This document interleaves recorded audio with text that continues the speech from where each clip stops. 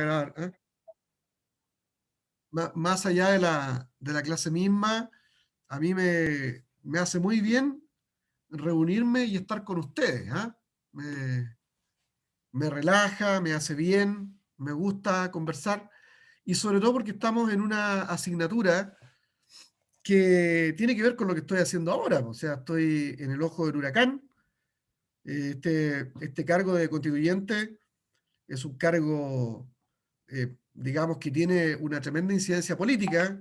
Escribir la constitución es un acto político, no necesariamente ligado, depende cómo lo tome cada constituyente, a la política contingente, pero sí tiene que ver con política. Estamos ahí dirimiendo puntos de vista con los constituyentes para ver cómo pensar un Chile mejor. Y ustedes han seguido, yo creo, por las redes sociales, por la televisión, eh, las intervenciones, lo que ha estado pasando, y cómo yo ahí he tratado, desde mi mirada como pastor, de ir sentando algunos precedentes, po. Y ustedes, no sé si supieron, me imagino que sí, todos, que ya empezaron las manifestaciones medias violentas hacia los constituyentes. A mí intentaron rayar mi casa. Yo digo intentaron, pero sí la rayaron. O sea, colocaron un par de frases ahí y yo alcancé a darme cuenta, salí, cometí un error muy grave y les aprovecho de pedir disculpas y decirles que no lo hagan nunca, porque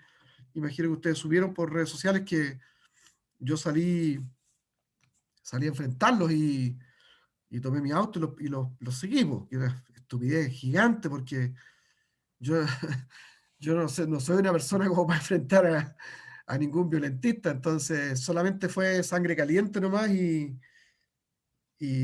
torpeza nomás. Así que gracias a Dios que parece que ellos fueron más cobardes que yo y saltaron una alambrada y terminó todo ahí. Mis vecinos me vieron cuando salí corriendo tras ellos, corriendo, y luego regresé a buscar mi auto y los salí a perseguir. Entonces, por lo menos fue interesante que mi barrio, toda mi población, el lugar donde yo vivo, quedaron como muy preocupados por el tema y se preocuparon de darle un poquito más de protección a mi casa. Entonces, como que mi sector está muy atento a protegerme y eso a mí me dio alegría. Están más preocupados de mi casa. Igual el fiscal instruyó que hubiera protección de mi hogar durante un tiempo. Así que estoy tranquilo, me vine a Santiago.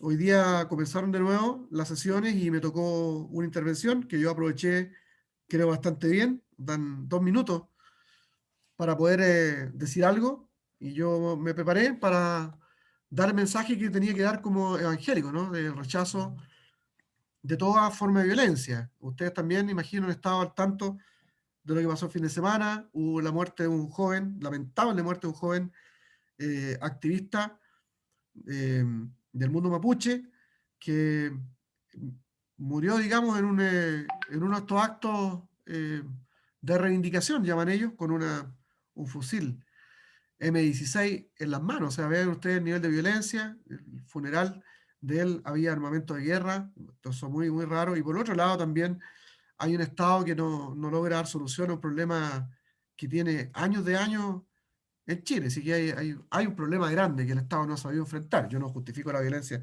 de ninguna manera, pero el Estado no ha sabido cómo enfrentarlo. Entonces, esto también toca a la Convención Constitucional y bueno, yo como pastor quise hacer un llamado a que condenemos la violencia de todos los sectores y dado que nuestra presidenta es también de origen de los pueblos originarios, entonces también de alguna manera hice como intentar hacer como un llamado de atención ahí, que se equilibre la cosa. Bueno, está bien política la situación y hay mucho que aprender ahí. Ok, pero bueno, a lo nuestro hoy día nos corresponde el capítulo 6, que habla acerca de una mirada cristiana a la economía. Voy a tratar de sentar algunas bases, algunas ideas, para que ustedes luego con la lectura puedan resolver las preguntas que corresponden al capítulo.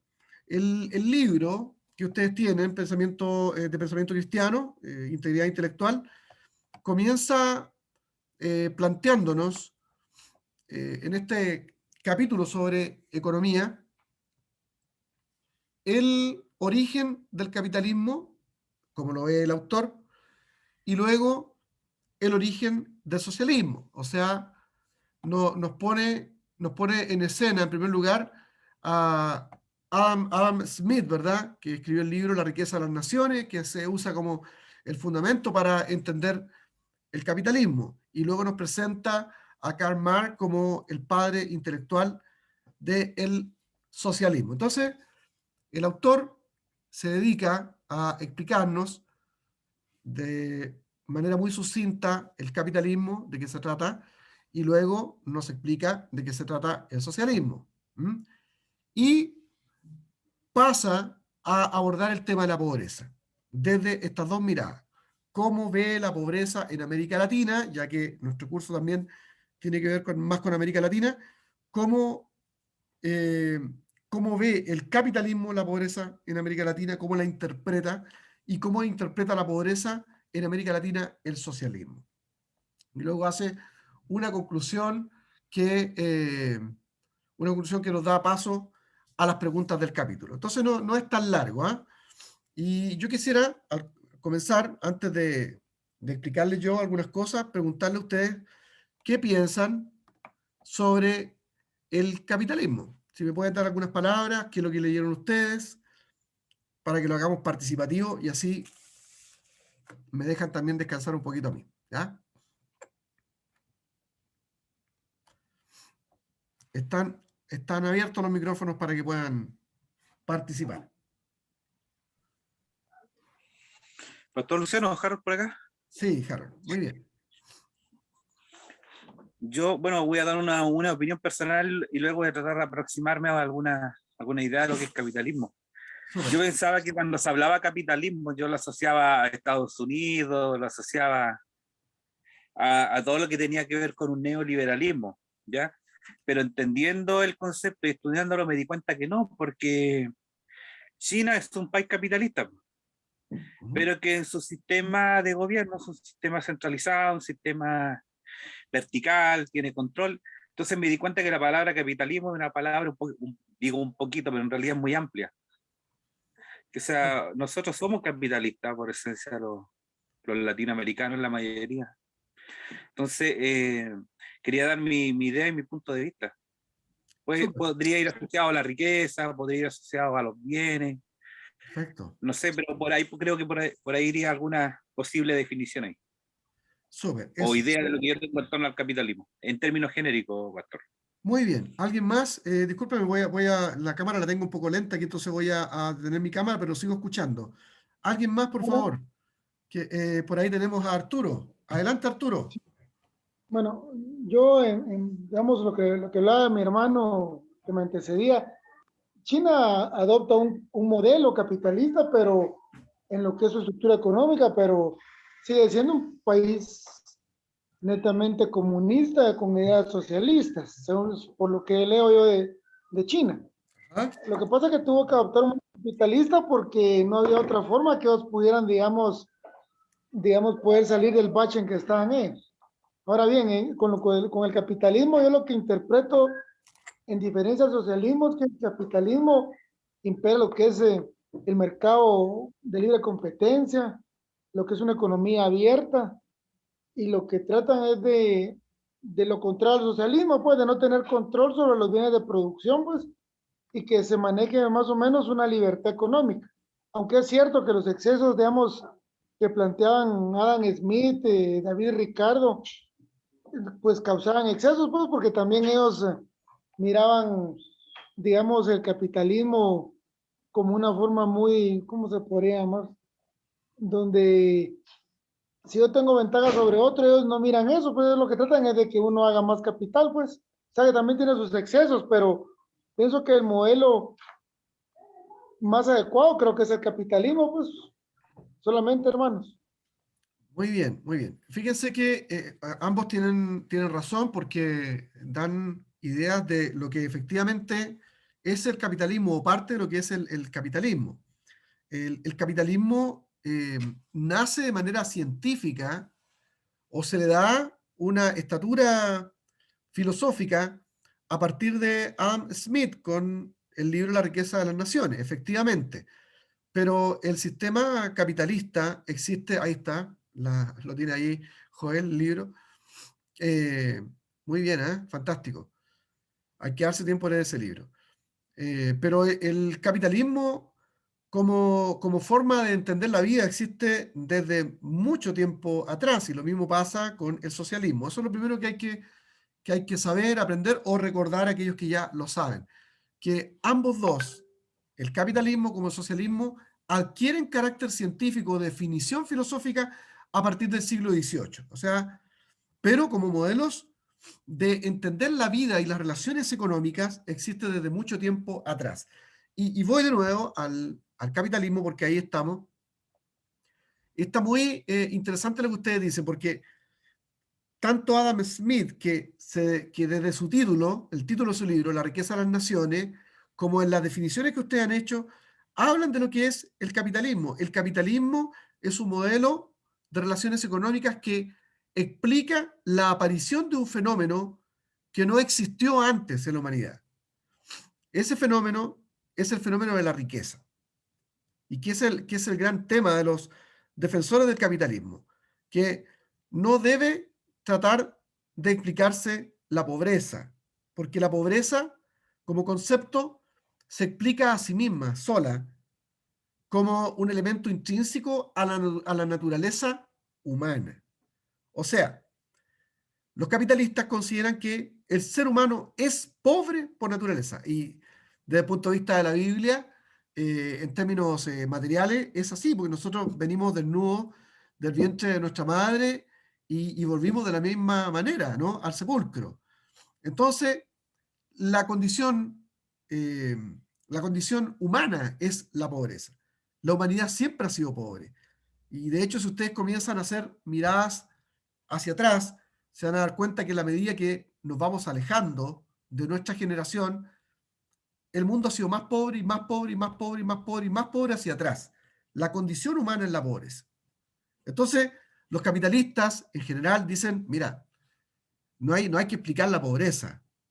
Lo que hay que explicar es por qué apareció la riqueza. Y ahí, entonces, entra a tallar el concepto de capitalismo. El capitalismo es que explica cómo es posible que se genere riqueza. El capitalismo es causante de la producción de muchos bienes y manufactura que provocan una revolución, no solo en las ciudades, en las grandes ciudades, sino que va a tener impacto por la absorción de mano de obra desde los campos, con lo que se produce un fenómeno de migración campo-ciudad que termina también originando otros problemas de pobreza y de carácter social. Ahí nace justamente por la revolución industrial 1 y 2, aparece el problema social, o sea, las grandes desigualdades, los problemas de hacinamiento en las ciudades, las reivindicaciones sociales y toda esta problemática política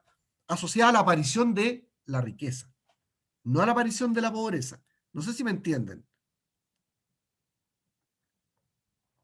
¿Sí? Ya, en último caso, el tema, porque el problema social, esto del tema de las luchas por las reivindicaciones obreras, sus salarios, sus jornadas laborales, las condiciones de vida, el término del hacinamiento, todas esas problemáticas de injusticia nacen por la lucha eh, de equiparar los bienes o de buscar los bienes en un contexto en que se está saliendo de la pobreza y está comenzando a aparecer riqueza. Por eso hay esta problemática. Entonces, no se debe explicar la pobreza, sino se debe explicar la riqueza. Y desde este punto de vista, el capitalismo se explica como el fenómeno que produce la aparición de riqueza. ¿De acuerdo? Entonces, el capitalismo, el capitalismo es una forma de relación humana donde las personas son libres para producir bienes libremente que otras personas libre y voluntariamente puedan comprar. Eso es básicamente el capitalismo. Es un sistema, de nuevo repito, ¿cierto? Es un sistema donde las personas de manera libre pueden producir bienes materiales y hoy día inmateriales también, materiales e inmateriales, que otras personas puedan comprar libremente. Ahora, dentro del capitalismo, como ustedes mismos apuntaron, existen diferentes tipos de capitalismo, ¿cierto? De los que son más rudos, a aquellos que son más suaves, ¿no? Los que son duros del capitalismo consideran que el mercado se regula a sí mismo, por ejemplo. Consideran ellos que la incidencia del Estado dentro del quehacer económico debe ser la menor posible porque el mercado se regula por sí solo a través de la oferta y la demanda. Y hay quienes dentro de esa misma idea del capitalismo consideran que no se regula solo, sino que produce muchas desigualdades, como dijo Arturo, y por tanto es necesario que exista un Estado que sea por lo menos lo suficientemente fuerte, quizás no tan grande, pero o lo suficientemente grande, fuerte y moderno, que logre controlar esas desigualdades que provoca la libre competencia en el proceso de la acumulación del capital. ¿De acuerdo? Pero, como bien ustedes dijeron acá, como bien ha dicho Harold y ha dicho Arturo, el capitalismo como modelo económico se valida a sí mismo porque es productor de riqueza. O sea, otros modelos no producen riqueza, tratan de solucionar el problema más bien de la desigualdad. Pero como modelo productor de riqueza, el capitalismo, sin ningún lugar a duda, se valida por sí mismo. Y el gran ejemplo, la gran prueba de eso, es el régimen chino comunista, que teniendo un modelo comunista de planificación centralizada, estatal, de, de control de las libertades al extremo de las personas, de todas maneras utiliza como modelo económico al capitalismo, porque es el único que produce riqueza. Entonces ustedes pueden ver que dentro de un modelo comunista puede subsistir incluso un sistema de libre mercado y un capitalismo tan avasallante como lo es el capitalismo de la China comunista. ¿Ya? Entonces es un sistema interesantísimo. Eso en primer lugar respecto del capitalismo. Ahora bien, sobre el socialismo, opiniones a sus lecturas. Aquí les voy a pedir que me ayuden. Pastor Luciano, Adelante. antes que pase al socialismo, Carol, por acá, eh, eh, no sé, ¿qué le parece la idea? Yo lo escuché del presidente Piñera en una entrevista que él hablaba del capitalismo verde, porque tiene obviamente tiene conceptos filosóficos y por otro lado político y económico. O sea que va a ser una mezcla como de entre socialismo, comunismo con capitalismo, neoliberalismo, no sé, ¿o no? Siempre me he hecho esa pregunta ahí. Yo creo que tú te refieres al hecho de que hay personas que defienden el capitalismo de aquellos que lo atacan diciendo que el capitalismo es un depredador, que lo único que logra finalmente es producir áreas de sacrificio. O sea, consideran al capitalismo solo desde la perspectiva extractivista y depredadora. Pero quienes defienden el capitalismo verde, entiendo, lo que dicen ellos es que aquellos países que han instalado bien, con éxito, un capitalismo, llegan a una etapa en que ese capitalismo se logra regular en su relación con el medio ambiente y termina produciendo lugares que son más limpios. Por ejemplo, ellos se basan en estadísticas que muestran que los países más capitalistas contaminan menos. Los que han llegado a un capitalismo más desarrollado contaminan menos, tienen mayores posibilidades de reciclar, de limpiar el medio ambiente y justamente los países que no son capitalistas son los que tienen mayor cantidad de basura en el mar y en otros lugares. Bueno, eso por supuesto siempre está en el plan, digamos, de la disputa y el debate, pero quienes consideran ese tipo de capitalismo más verde consideran que es posible una sana relación entre la producción de los bienes, la acumulación de la riqueza y la protección del medio ambiente, porque consideran que el capitalismo puede llegar a una altura de usos de inteligencia. Entonces sí, es muy interesante. Por ahí, Harold, ¿qué piensas tú? Eso es, pastor. Eso es. Súper fantástico. Respecto del socialismo, ¿qué comentarios? Voy a dar la palabra por ahí, a ver. ¿Qué tal, Eduardo? Ya que está con la pantalla encendida, lo pillamos. ¿Qué de tu lectura sobre el socialismo, Eduardo? Comentarios libres que tú puedas dar. Sí, a mí me pasa que cuando últimamente se habla mucho del capitalismo, ¿no es cierto? Creo que, bueno, de por sí yo siempre he pensado que hay una mala interpretación del concepto original del capitalismo. Y como decía el hermano delante, Harold, al final lo toman como el concepto del demonizado poco menos del capitalismo como consumidor de todos los recursos, etcétera. Pero finalmente el capitalismo es el hecho de poder, de poder sacarle provecho a tu propiedad. Por algo es capital, por algo es de uno, ¿no es cierto? Y eso es lo que yo creo que es como intrínseco al ser humano, querer sacarle provecho a lo que uno tiene. Ahora, la diferencia que encuentro yo versus el socialismo es quién es el que saca provecho y qué mercado tiene como consecuencia el quién le saca provecho. Porque claramente en el capitalismo, si yo soy dueño de algo y le saco provecho, necesito un libre mercado. No puedo trabajar en un mercado que está organizado, que está, ¿no es cierto?, ¿cómo se dice así?, como estructurado o planificado. Necesito un libre mercado para que el capitalismo exista, porque así cada uno como es capaz, ¿no es cierto?, de instalar su empresa y sacarle provecho a su negocio, etcétera, y como una persona, ¿no es cierto?, ahí vienen los empleos, etcétera, etcétera, los resultados de este mercado. O Pero sea por que el otro lado, capitalismo necesita de la menor cantidad de regulaciones, por así decirlo, para que funcione. Eso dicen, ¿no? exacto, yo siempre he pensado eso, o sea, más que regulaciones, es a lo mejor lo que hoy día se da, y por eso también tenemos tantas diferencias, ¿no es cierto?, socioeconómicas, porque no hay justamente regulación. Pero en su origen, lo más básico es pensar en, no sé, yo tengo un terreno y en ese terreno yo siembro y de esa siembra yo cosecho y gano plata de la cosecha. Que al final es mi terreno del que yo estoy produciendo y estoy ganando plata.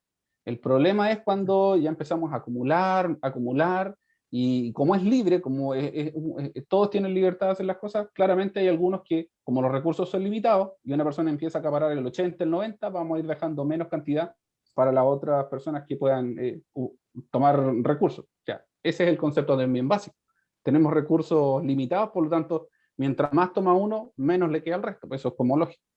Ahora, la diferencia con el socialismo es que al final, en vez de que sea una persona la que tenga el derecho a esa propiedad, a hacer uso de ella y generar recursos, es aquí el Estado el que genera recursos adquiriendo propiedades. Si las propiedades no las tiene el Estado, necesariamente tiene que utilizar una herramienta como la expropiación.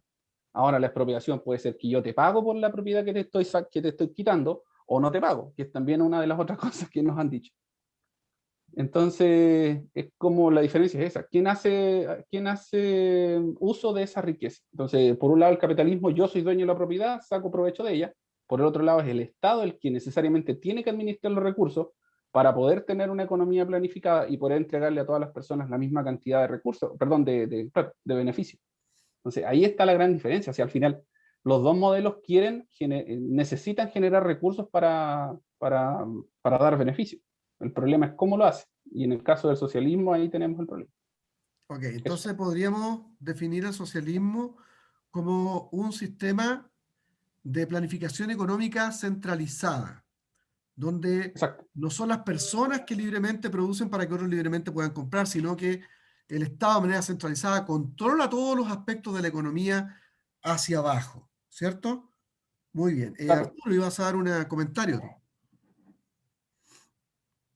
Sí, digamos, yo quiero, Luciano, tal vez también o sea, nos puedes ayudar más a entender eso. Por ejemplo, hay países que tienen gobiernos socialistas, pero que son potencias económicas porque aplican siempre el modelo capitalista.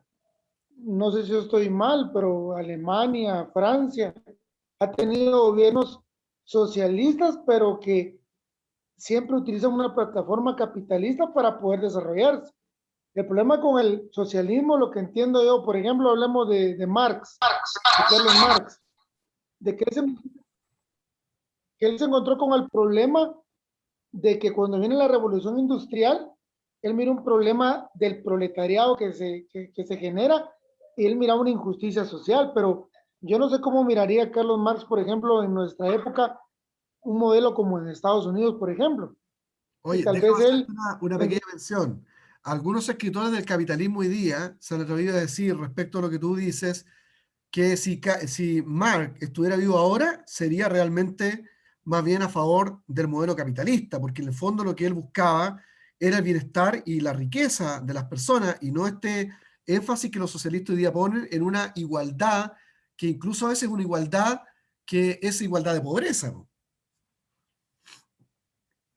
¿sí? Por ejemplo, tú te recuerdas cuando vienen los liberales, algo como muy importante que imponen ellos es la propiedad privada, pues. En cambio, en los modelos que yo pienso que los han malentendido las personas que quieren aplicar un socialismo, Ajá, porque ni el comunismo es una utopía, pues. Entonces, el socialismo lo que ellos tratan es de tener control así es. sobre los medios de producción. Entonces, digamos, creo que aquel dicho francés, dejar hacer, dejar pasar, que yo pienso que una economía que tiene la menor cantidad de obstáculos es una economía que crece mucho más Bien, y laissez-faire, genera ¿cierto? más riqueza para las personas, ¿no? ¿Sí? El dejar ser, dejar pasar. Solamente, hermano. Sí, no, fantástico, muy bien. ¿Alguien más quiere hacer una mención sobre el socialismo? Solo eh, hacer un pequeño agregado. El socialismo, ¿cierto? Que se le asigna como padre el socialismo a Karl Marx, aunque es más antiguo, como yo les decía, lo que intenta hacer es una planificación desde el Estado, pero con el marxismo eh, de Marx se dan unas categorías un poco distintas y algo litúrgicas a esta manera de ver el desarrollo económico. Como yo siempre lo he dicho, el marxismo es básicamente una religión de carácter humanista porque eh, traslada aquellos elementos de la liturgia cristiana a la tierra y suele ser más peligroso. O sea, el cristianismo es utópico. El cristianismo considera que hay un paraíso, un lugar perfecto, pero está extemporáneo, está fuera del tiempo. Entonces, lo que nos toca a nosotros es portarnos bien para estar felices eternamente. El problema con la utopía socialista o marxista en este caso, comunista, es que traen esa utopía, ese futuro perfecto a la tierra hoy y se inicia una lucha para concretar ese proyecto aquí, por lo cual empieza a dividirse el mundo entre los que quieren eso y los que no quieren, por tanto, los que son buenos y los que son malos. Aparece el premio y aparece también el castigo al pecado o al no estar de acuerdo con esa postura. Y eso es lo malo que tiene esta parte sectaria del socialismo. El socialismo y el comunismo son básicamente una misma cosa, lo he dicho yo en otros cursos, ¿no? Y la aparición de la palabra comunismo es incidental, porque se trató de una comida en Francia, de unas 900 personas que eran socialistas, que llegaron a la conclusión en esa comida de que el socialismo era imposible implantarlo si no era a través de las vías violentas. Y esas personas, esos socialistas que se juntaron en esa comida, se hicieron llamar comunistas. Entonces, en realidad, el comunismo y el socialismo son lo mismo. Ahora, cuando uno quiere hacer la diferencia, se dice que el socialismo es la primera etapa para llegar al comunismo. La primera etapa es la lucha de clases, ¿no? Es la identificación de una sociedad con clase y la lucha de ir eliminando esas clases sociales. Y cuando uno está en el comunismo, está ya en una vida sin clase, sin diferencia. La igualdad absoluta, que es utopía, y por eso nunca se ha logrado cumplir ni se va a lograr cumplir aquí en la Tierra con personas que son imperfectas. Piensen ustedes lo que está pasando solo estos días. No sé si vieron ayer ustedes la noticia de lo que está pasando con Cuba, ¿no? Cómo miles de personas están protestando a más de 50 años de opresión de una dictadura de carácter comunista, con eh, una vida de precariedad impresionante, de pobreza, pero sí hay igualdades ahí, es cierto, pero esas igualdades son de una pobreza infinita. Entonces, bueno, el socialismo y el comunismo, perdón, y el socialismo comunista y el capitalismo son dos modelos distintos de ver la vida en tanto relaciones humanas económicas. Ahora bien, yo les dije a ustedes al comienzo de la clase que estos conceptos se hicieron científicos a partir del siglo XVIII, más o menos en adelante, ¿no? Con personajes como Smith y como Mark, pero existen de mucho tiempo atrás. Y yo en todos mis cursos sobre temas políticos y económicos recomiendo la lectura, no sé si alguna vez de todas las recomendaciones que he hecho lo han leído o no, pero les recomiendo siempre la compra y la lectura del libro Los enemigos del comercio, Los enemigos de la realidad, y no puedo dejar de volver a recomendarlo. ¿Están escuchando o yo me quedé pegado? ¿Ahí sí? ¿Me escuchan? Creo que yo me quedé pegado. Me fui un rato, me quedé pegado, no sé si me están escuchando.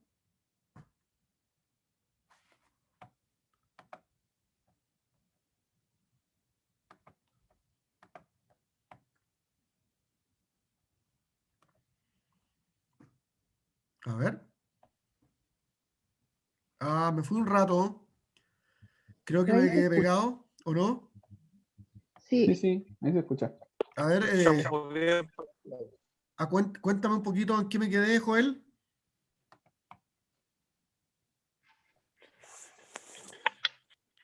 No, simplemente el análisis que haces sobre el socialismo, ¿no? A todo esto quisiera hacer una observación. Puedo estar equivocado yo. Ujú. De hecho, ¿sabes? Estaba leyendo tengo un libro que no lo terminé de leer, que es La presunta ciencia de Marx, de Rafael Echeverría.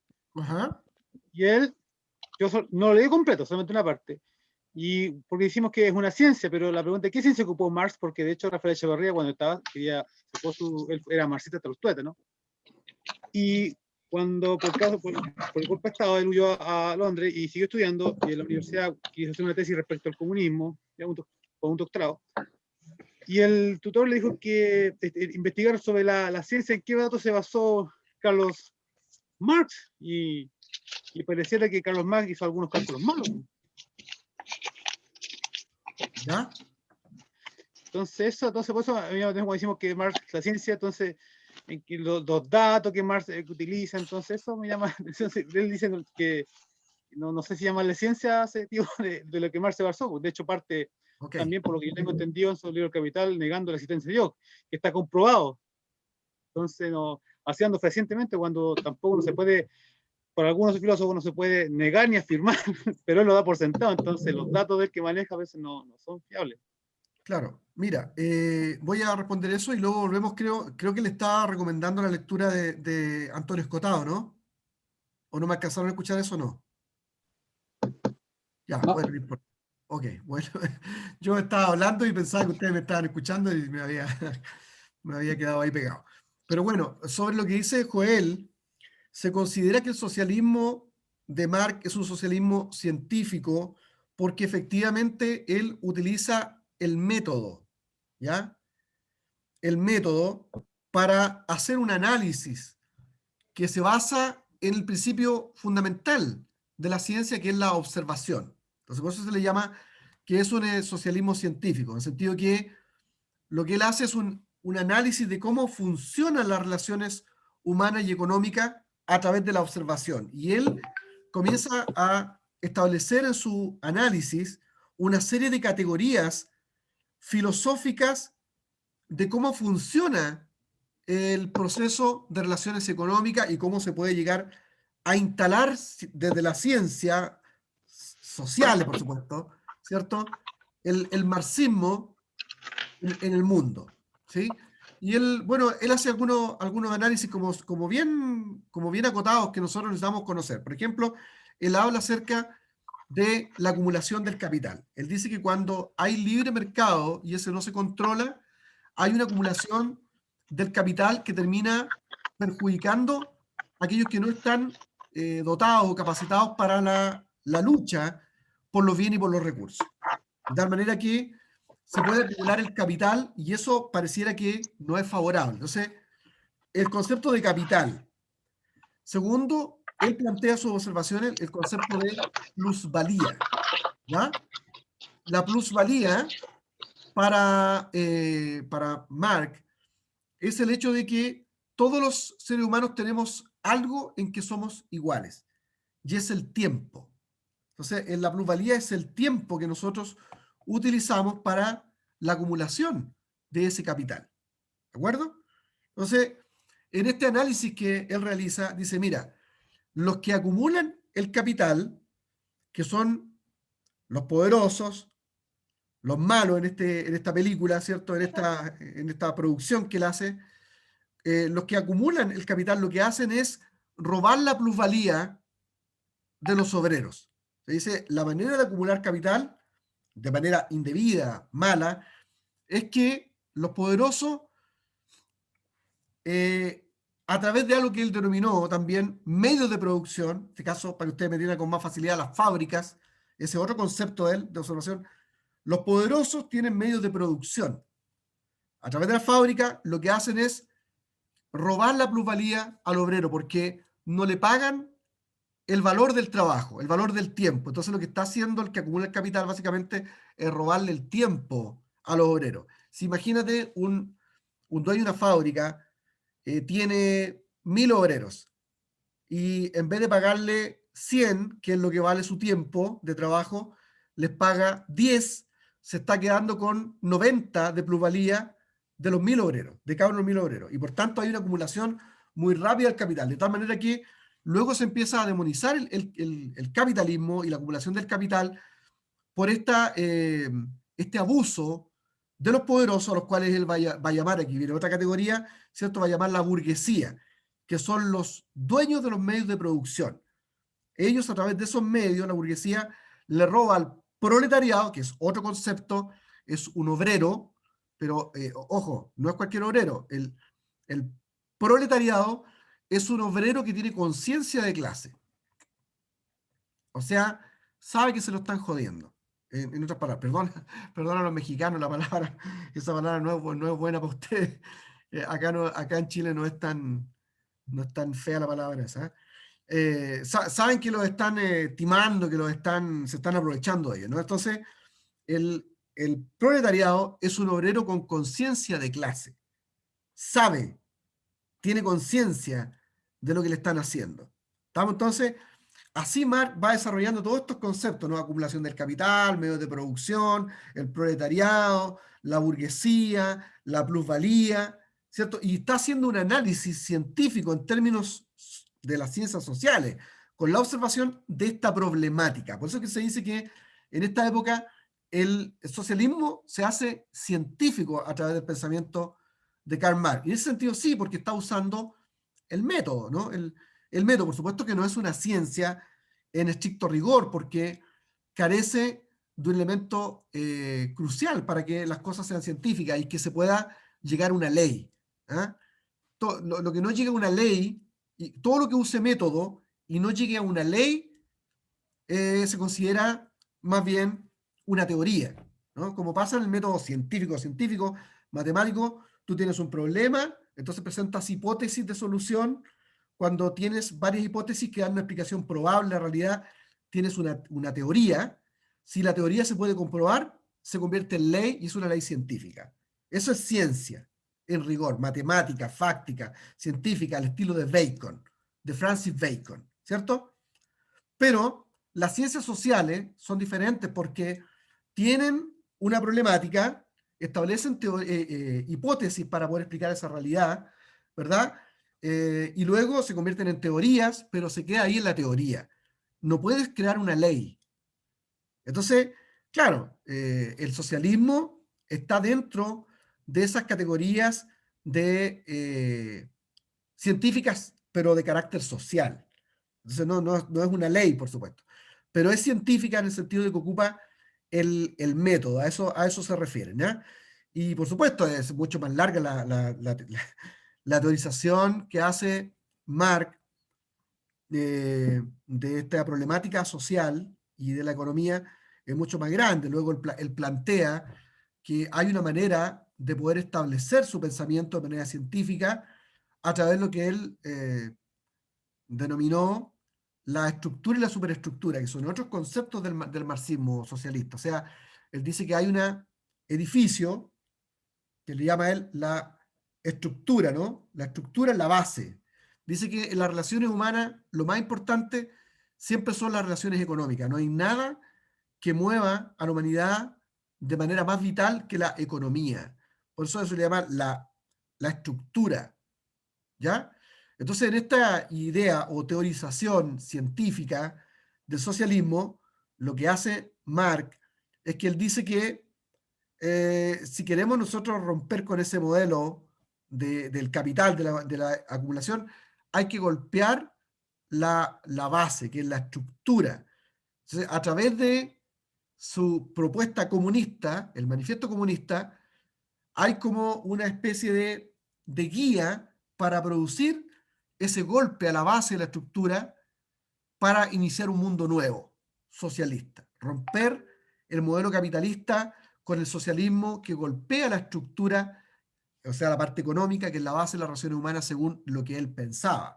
Hacia arriba, en la superestructura, para él están, por ejemplo, eh, elementos que surgen de la estructura, como es el hecho de la educación, la religión. Para él, todos estos elementos surgen de nuestras relaciones económicas. Entonces, por eso es que Marx no ataca directamente, por ejemplo, la religión. Marx no no le da importancia a la religión. No está preocupado de ello. De hecho, creo que yo le he dicho a usted en otras clases que él pertenecía a un círculo de pensadores que se denominaban el círculo hegeliano. Eran todos discípulos de Hegel. Marx también era discípulo de Hegel. Y él, Marx, critica a sus amigos de teólogos, porque sus amigos, que eran todos ateos, muy parecidos a él, ¿no? Siempre estaban hablando de la iglesia y en contra de la iglesia. En el pensamiento de Marx, que está completamente radicalizado por la idea que él tiene de que si golpeas la base, o sea, si tú golpeas la estructura, se cae la religión, se cae la educación y la cultura, que son productos de las relaciones económicas de la estructura. Entonces, en estricto rigor, uno incluso no podría decir que el marxismo es ateo, sino es post-ateísmo. O sea, es más duro que el ateísmo. Ni siquiera quiere hablar de Dios. Critica de teólogos a sus amigos ateos. Los critica de teólogos porque siempre están preocupados de hay que golpear la religión, hay que terminar con la religión. Marx ni siquiera se preocupa porque él dice que en la revolución del proletariado se le va a dar un golpe tan fuerte a la estructura del edificio que los elementos de la superestructura, vale decir educación, cultura y religión, van a caer por sí solos para iniciar el mundo nuevo. O sea, es un post-ateísta mucho más radical que los ateístas que usted puede imaginar. Entonces, mucho más radical que sus compañeros. Y claro, a Marx se le reconoce mucho por la frase esa que él utilizó sobre la religión, ¿se acuerdan, no? ¿Cómo era? La religión es el opio del pueblo, algo así, Sí, sí. ¿o no? Y sí, a mí me parece que Heinz antes lo dijo, antes que él, y otros pensadores del círculo hegeliano utilizaron la frase, del opio, ¿ah? No es de autoría de Marx, sino de pensadores hegelianos anteriores eh, a Marx. Ya me voy a acordar, hay otro nombre importante por ahí, no me acuerdo ahora. Pero bueno, entonces ahí ustedes tienen, porque esa es la razón de por qué tanto el capitalismo o libre mercado como el socialismo se vuelven científicos en el siglo XVIII o en las cercanías del siglo XVIII, porque hay pensadores y filósofos que abordan estas ideas tan estructurales de la economía humana para darle una connotación de carácter científico, de carácter metodológica. Pero estas dos formas de entender las relaciones económicas han estado presentes desde la historia de la humanidad. ¿Sí? Y ahí yo pensé que ustedes me estaban escuchando cuando se cortó esta cosa aquí. Yo les dije a ustedes que en todos mis cursos de economía política o de introducción al pensamiento político y teológico, yo recomiendo la lectura del libro de Antonio Escotado. Y yo les estaba diciendo que no sé si aquellos a quienes se lo he recomendado lo han leído alguna vez, pero sería muy bueno que ustedes consigan el libro de Antonio Escotado. Ese libro se llama Los enemigos del comercio, los enemigos de la realidad. ¿Ya? Y en ese libro, Antonio Escotado, y miren, ojo, si no pueden conseguir el libro, yo entiendo que incluso se puede bajar de internet, está libre en PDF, por lo menos el primer tomo, son 2 tomos, es la obra, la obra de la vida de Antonio Escotado.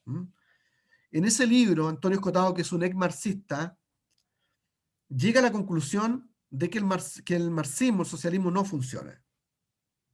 Y eso es muy fuerte porque lo dice un ex marxista, hippie, que fue muy, según él cuenta, muy entusiasta con la Revolución de Mayo del 68 y todas esas cosas que ocurrieron. Entonces él reconoce que ganó el libre mercado, que ganó esta forma de ver la economía. Pero dice que es una victoria amarga. ¿Por qué? ¿Por qué es amarga esta victoria para él? Porque dice que aunque todos nos damos cuenta que el capitalismo es mejor que el socialismo, no nos gusta el capitalismo. O sea, podemos estar viviendo en el capitalismo, pero no nos gusta el capitalismo y lo atacamos. Nos desdecimos de él. O sea, podemos tener buena ropa, estar bien alimentados, vivir en países que son libres, pero la desigualdad que se produce por el acceso a los medios en este tipo de sociedades del bienestar es tan grande que se produce lo que Tocqueville, uno de los grandes cientistas políticos del siglo XX, denomina la paradoja del bienestar. O sea, el hecho de quien ha expresado mejor este concepto ha sido Tocqueville. Biografía de este pensador político, muy importante. Tocqueville, ¿ya? Tocqueville. Es uno de los pensadores que ustedes tienen que leer. Él dice, cuando él habla de la sociedad de bienestar, que se produce una paradoja, le llama la paradoja del bienestar, y que explica que aquellas sociedades que logran salir de la pobreza a través justamente del capitalismo y el libre mercado, llegan a un estado de bienestar donde la desigualdad se les vuelve intolerable. O sea, ellos pueden vivir mucho mejor que pobres de otros países, pero extremadamente mejor que los pobres de otros países. Pero al compararse con las personas de su mismo país, se le hace intolerable la diferencia, la desigualdad. ¿Por qué? Porque el consumo produce siempre la insatisfacción de querer tener más y de compararte con aquellos que tienen más. Y en las sociedades libres, económicamente, hay personas que acumulan mucho capital y otros no, por diferentes razones. Unos acumularán más porque son más pillos, o porque son más inteligentes, o porque tenían más capital de familia. Hay montones de razones. Pero hay diferencias, y diferencias muy grandes. Entonces, esa diferencia, esa desigualdad se hace intolerable, según Tocqueville, en las sociedades libres, de libre mercado. Y él le llama esa es la paradoja de Tocqueville. Entonces, pero esto es lo que ocurre con este tipo de situaciones. Ahora bien, Antonio Escotado dice eso. Antonio Escotado dice, mira, es una victoria la del libre mercado, ¿cierto? Y o neoliberalismo, como quieran llamarlo ustedes. Aunque neoliberalismo más bien alude a una etapa del capitalismo donde este capitalismo se vuelve transnacional. O sea que la acumulación del capital es tan grande que tú no sabes dónde están los capitales. O sea, están en otros países, como pasa, por ejemplo, con el sistema de los seguros o muchas veces con las inversiones que se hacen de las AFP en Chile, que tú no sabes dónde están los capitales. Yo, por ejemplo, tengo seguros por ahí en una aseguradora. Y yo preguntaba, ¿y dónde están ellos? No, una aseguradora mundial de mucho prestigio. Pero ¿dónde está la oficina de reclamar si algo no me gusta? ¿No? ¿Está en Santiago? No, no está en Santiago. ¿Dónde está? Parece que hay algo en en Suiza, no sé. El capital es tan grande que excede las fronteras de las naciones y se vuelve transnacional.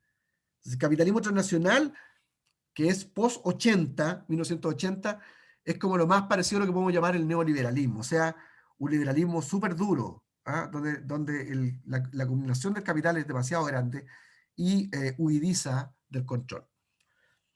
Pero bueno, pero de todas maneras, él dice, ganó el capitalismo. Esa es la tesis del libro de Antonio Escotado. Ganó porque ellos producen riqueza, aunque haya deterioro en el medio ambiente, lo que tú quieras, produce riqueza. En cambio, el socialismo no produce riqueza.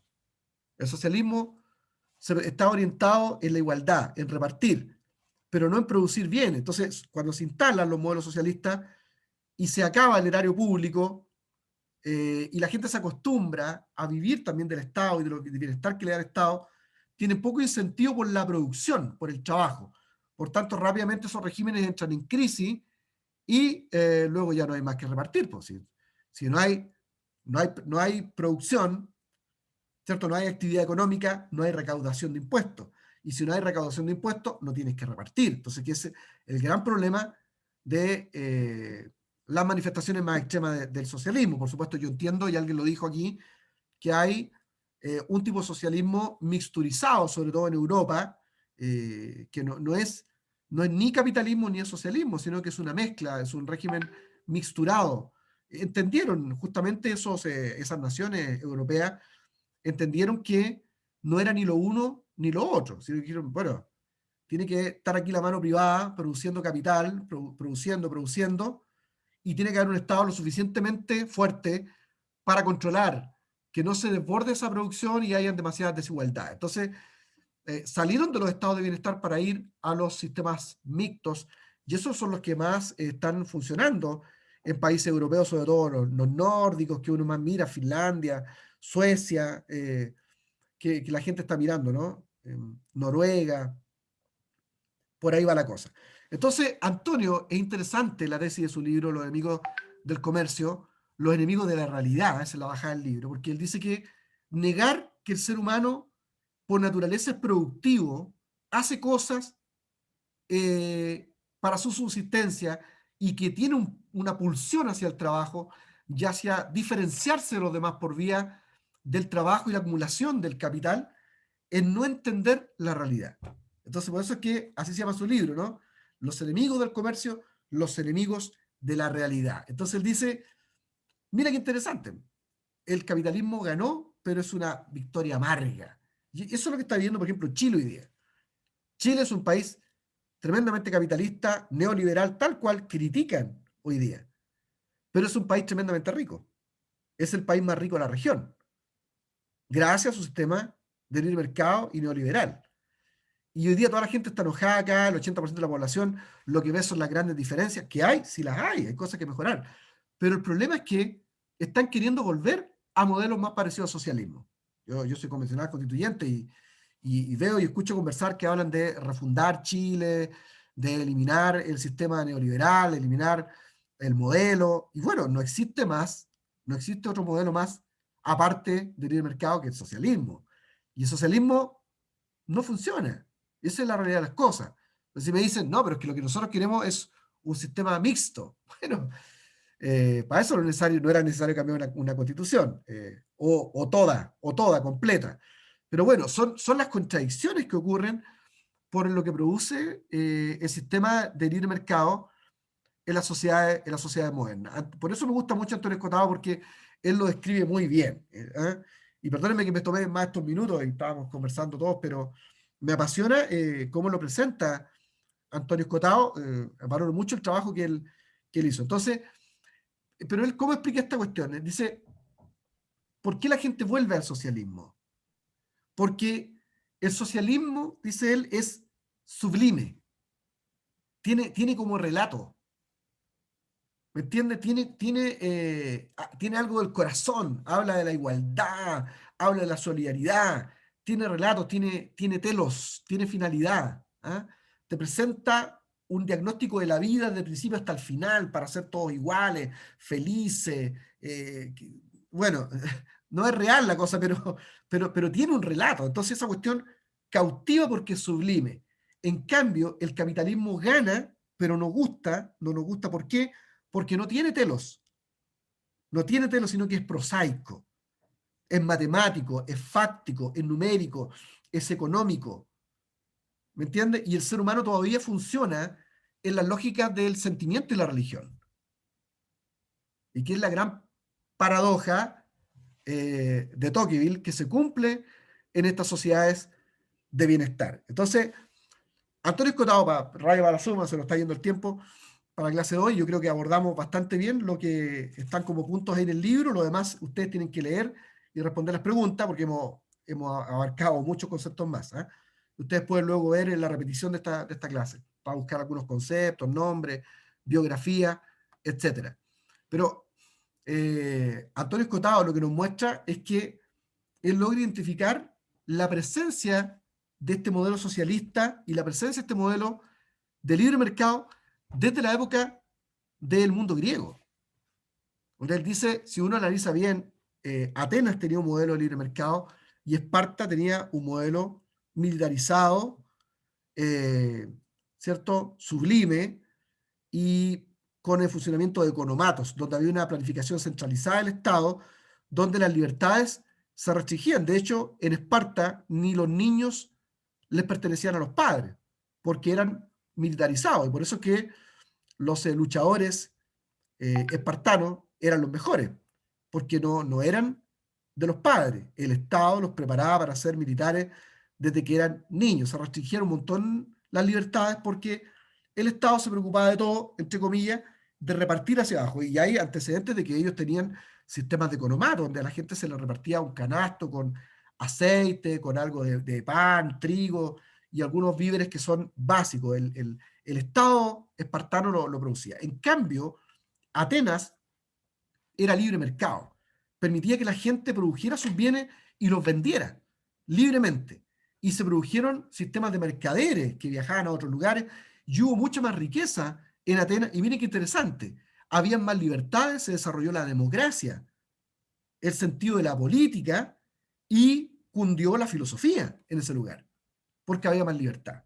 Bueno, y él en su libro, no se los voy a contar porque está muy interesante, por lo menos si no van a leer el libro, les recomiendo que ustedes vean algunas de las conferencias de Antonio Escotado.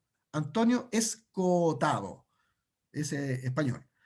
Entonces, luego le empieza a mostrar cómo estos dos sistemas fueron avanzando a través de la historia de la humanidad y en el siglo XVIII o alrededor del siglo XVIII ocurre esto que yo les hablo de que se convierten en elementos de carácter científico.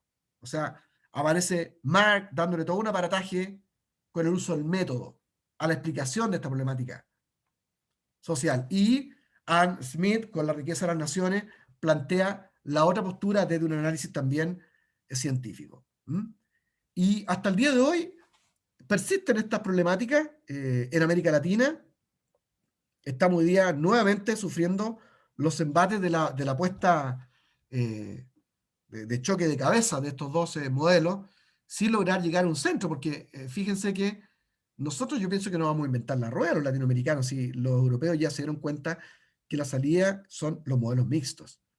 Y hay que hacerlo con mucho cuidado y resistir o la utopía capitalista o que es menos utópica realmente, ¿no? Es más bien prosaica, numérica y fría.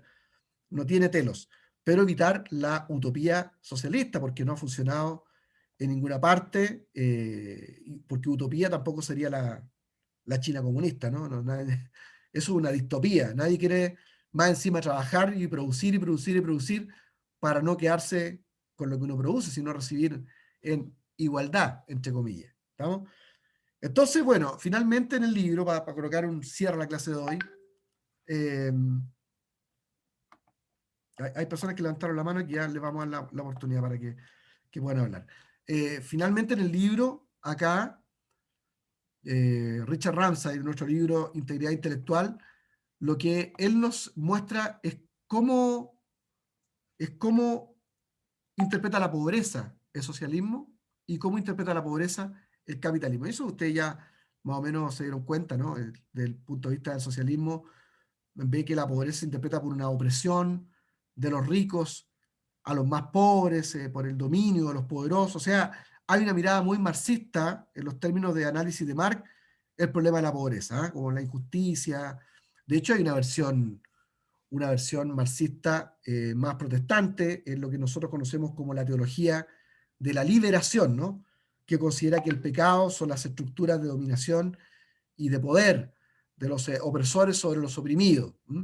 Es básicamente el marxismo con algún tipo de barniz teológico de elementos de liberación que aparecen tanto en el Antiguo como en el Nuevo Testamento.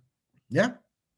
Y bueno, y el capitalismo interpreta la pobreza de otra manera. El capitalismo interpreta la pobreza como la falta de emprendimiento, la incapacidad que tienen las personas de desarrollarse por sí mismos, y por eso llama a que las personas sean trabajadores, productivas, etc. ¿Quiénes tenían la mano levantada que querían hacer opiniones? Adelante. Perdónenme, me puse a hablar y no paré.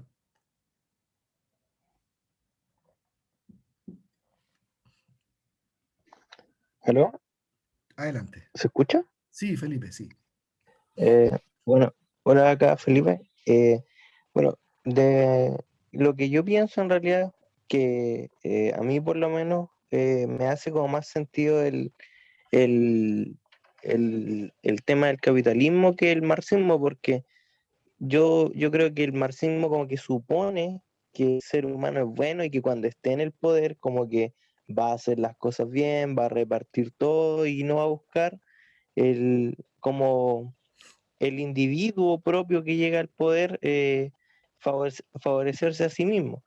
Eh, pero por otra parte, igual como que pienso que el modelo que uno debe seguir tiene que ser lo más bíblico posible y lo que también veo en la Biblia es que, bueno, se dejaba un poco ejercer el comercio y todo, pero lo que más me choca o lo que más me llama la atención, mejor dicho, es que también había un periodo de jubileo en el que cada cierto año como que se restituía las propiedades, se cancelaban las deudas. Entonces, es más que nada para poner en la mesa, ¿cómo mezclamos eso con el capitalismo o con el sistema que nosotros creemos que es más correcto? Eso. Muy bien. ¿Alguien tiene alguna opinión sobre lo que dijo Felipe? Arturo. Fíjate, Luciano, que no básicamente con lo que decía Felipe, pero quería yo aportar lo que hablaba el hermano anterior, de que el marxismo, recuerden que veníamos saliendo de un modelo teocéntrico a un modelo antropocéntrico, y la gente no quería saber nada de la iglesia, de religión.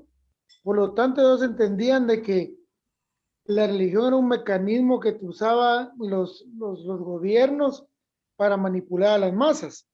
Entonces, digamos, Marx rechaza completamente la religión porque cualquier persona que tenga un conocimiento bíblico, tal vez ahí puedo aportar algo a lo que decía Felipe, y miran los modelos bíblicos que impone Dios, van en contra de los principios marxistas y socialistas porque tienen que excluir a Dios para poder ser aplicados los principios que ellos quieren aportar porque son puramente humanistas, ¿verdad? Entonces ellos rechazan todo lo que tenga que ver con religión y con Dios, porque claro está que si la gente pusiera o los gobiernos pusieran en práctica los principios que hay en la Biblia que establece Dios para poder vivir sanamente y en paz, pues creo que sería un éxito, ¿va? Solamente eso, mi hermano. Sí, sí, sí, sí. Muy bien. Y respecto a lo que nos comenta Felipe, es interesante que en el Antiguo Testamento, Felipe, nosotros encontramos un montón de analogías redentoras y de sombras de la verdad perfecta revelada en el Nuevo Testamento, en Cristo. Entonces, por ejemplo, muy lindo lo que tú dices, el jubileo representa el deseo del Señor de que todas las cosas siempre vuelvan a su estado de origen. Y el estado de origen es la perfecta relación entre los hijos de Él. Pero reconoce el mismo jubileo, reconoce que el paso del tiempo va enredando estas relaciones. Entonces uno va vendiendo, el otro va comprando, se van equivocando, uno va por encima del otro, etc. hasta que se van enredando tanto las situaciones entre los seres humanos que unos quedan esclavos de otros, etcétera, y la única salida que queda es un jubileo, o sea, establecer un día donde todas las cosas vuelven al origen. Es un principio muy lindo, porque en el Nuevo Testamento, Cristo es nuestro jubileo. Cristo es el día donde todas las cosas vuelven a foja cero. Se vuelven a restituir las relaciones entre los seres humanos, entre todos. Entonces, el principio ¿cuál es ahí? Que la economía vista desde el punto de vista de la fe es que va a funcionar no porque sea bueno el sistema socialista o sea bueno el sistema capitalista, sino porque el corazón del hombre ha cambiado y vive en el jubileo de Dios. Vive permanentemente en ese comienzo, en ese origen. Entonces, ¿cuál es digamos, cuál es es igual a? Si el cristianismo lograra influir la política y la vida económica de las naciones en un sentido completo, lo que ocurriría es que nosotros podríamos funcionar perfectamente con un modelo comunista o podríamos funcionar perfectamente con un modelo capitalista, porque el problema no está en los modelos, sino en el corazón del hombre. Por eso es que el cristianismo tiene su propio modelo, y eso es lo que nos explica en el fondo, en su tesis, el hermano Richard Ramsay. El cristianismo tiene por idea principal la transformación del corazón humano para transformar las estructuras sociales. Y no al revés, ¿no? Tanto socialismo como capitalismo intentan transformar las estructuras sociales, uno desde el libre mercado, de la libertad para producir, emprender, vender, etcétera, y el otro desde la planificación centralizada para repartir a todos igual, ¿cierto? Ellos intentan cambiar el sistema para cambiar al hombre, pero no funciona. El jubileo implica algo distinto, un corazón nuevo del hombre que es capaz de transformar las estructuras, cualquiera sea esta. Ahora, si ustedes me preguntan a mí, yo creo que sin el cristianismo en el corazón, el modelo mixto es lo que mejor funciona. Son siempre los equilibrios. En el mundo de los hombres, en el mundo de César. ¿Ah? Si hablamos de dar a César lo que es César, a Dios lo que es de Dios, si vamos al mundo de César, al mundo de las leyes, al mundo de la política, sería un modelo mixto. Pero el cristianismo está llamado a transformar todos los modelos a través de la proclamación del Evangelio del Reino, transformando los corazones de los hombres, no imponiéndolo. Y es por eso la necesidad de que los creyentes participen en el mundo de la política, en el mundo de la educación, en el mundo de la cultura, en el mundo de la economía, porque tenemos un mensaje tan poderoso que parte por la transformación del corazón del hombre. Por eso es tan importante el pensamiento cristiano en política y en economía. Carlos, tú ibas a decir algo. Con respecto a los sistemas mixtos que usted dice, pastor, hay algo bien importante, la alta educación que tienen todos esos países. O sea, porque el gran problema que tenemos en Latinoamérica a veces es hasta el ser analfabetas mucha de nuestra población. ¿Sí? Entonces, se limita mucho el poder crecer económicamente. Pero si nos vamos a los modelos mixtos de Europa del Norte, que es donde todo ha funcionado, traen una cultura histórica de un cristianismo. Entonces, cuando actualmente, o sea, son los países donde más se pagan impuestos y todo el mundo los paga con gusto porque saben que van a tener un servicio correcto del Estado con respecto a salud, con respecto a todo. Sin duda. Entonces, sí, entonces, si es un gobierno que reparte de arriba hacia abajo como un sistema socialista, donde todos trabajan en un libre mercado, pero todo mundo se beneficia. Fantástico. Entonces, yo creo que eso es lo que no hemos entendido en Latinoamérica, porque vemos al socialismo como una respuesta para salir de una pobreza quitándole al que tiene, para dárselo al que no tiene, y tarde o temprano caemos en una pobreza extrema. Si no, ve a Cuba. Sí, claro, exactamente, tal cual. Estoy muy de acuerdo con lo que tú estás diciendo. La promoción de la educación como uno de los grandes bienes a los cuales deben accesar los pueblos, me parece que es tremendamente importante. O sea, un pueblo que es educado empieza a entender estas cosas. Mira lo que pasa aquí en Chile.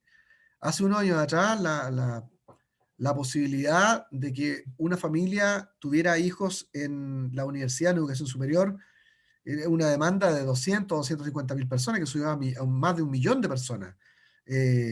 Fíjate que hoy día, Carlos, en Chile, hoy mismo, hoy día, 8 de cada 10 universitarios son primera generación de universitarios. Son primera generación. Solo 2 universitarios tuvieron padres universitarios. O sea, eso te habla de cómo creció el acceso a la educación superior. Y la educación es la mejor manera de conseguir movilidad social. Sí, claro, me van a decir, claro, pero mira, el CAE, están pagando el crédito universitario, el CAE y el Estado, sin vergüenza. Sí, está bien, esa cuestión hay que eliminarla. Hay promesa a los constituyentes de ver que hay una educación universal, gratuita, que se eliminen estas cargas, y yo estoy de acuerdo con eso. Pero lo puntual fue que en ese tiempo fue una revolución, porque ese crédito logró que las clases que no tenían acceso a la universidad accesaran. Y hoy día 8 de cada 10 universitarios son primera generación. Y son justamente lo que están reclamando hoy día porque tienen más educación. Entonces, yo creo que, fíjate que creo que Chile no va mal. Si el tema es que en este proceso constituyente no se nos escape hacia los extremos la constituyente, pero podría haber un buen futuro porque hay una generación completamente, sí, bien cierto, como yo digo, media loca, muy revolucionaria, pero altamente educada por el acceso que ha permitido también el mismo sistema de libre mercado. Lo que hay que hacer ahora es regular todo esto, yo estoy de acuerdo. ¿Y dónde la vamos a empezar a ver? En nuestra tercera y cuarta generación. Esta es la primera y es bueno. Y ya estamos poniendo bases. La segunda va a ser más fuerte. Pero donde realmente vamos a ver el cambio es en la tercera y cuarta generación, donde tienen que fundamentar lo que ya se trabajó las generaciones anteriores. Así es. Muy bien, muy bien, muy bien. ¿Alguien tiene otra opinión? Yo creo que ya es suficiente porque no quiero robarles más. Y yo pensé estar 1 hora, pero ya llevamos casi 1 hora y media. Vamos para allá. Y creo que abordamos todos los contenidos. Ahora a ustedes les toca volver a revisar el capítulo y contestar las preguntas que aparecen ahí. Siempre sugiero los nombres que hay en el capítulo, hacer una breve biografía. Eso es extra, es para que ustedes puedan aprender. Y que busquen el libro de Antonio Escotado, Los enemigos del comercio, los enemigos de la realidad. Si no pueden hacerlo, que por lo menos en la semana vean alguna de las conferencias sobre el libro que hace Antonio Escotado. Voy a colocar el link mejor yo ahí en el WhatsApp, ¿ah? Porque va a estar muy entretenido, es un hombre muy útil para este capítulo de nuestro estudio, ¿ah? Así que Dios les bendiga, me alegro de verles, no dejen de estar orando por mi vida, por mi familia, en este desafío que tengo ahí en el proceso constituyente, ¿ah? Y esténme apoyando ahí cuando me toca hablar ahí en el hemiciclo. Gusto de verles, bendiciones a todos, por ahí los veo, a todos, qué bueno. David, muchas bendiciones, cuídense, chao. Chao, pastor, bendiciones. Chao. Chao, pastor, Chao, bendiciones. profe. Chao, pastor, Dale, Dios te bendiga. bendiciones. Cuídense, bendiciones.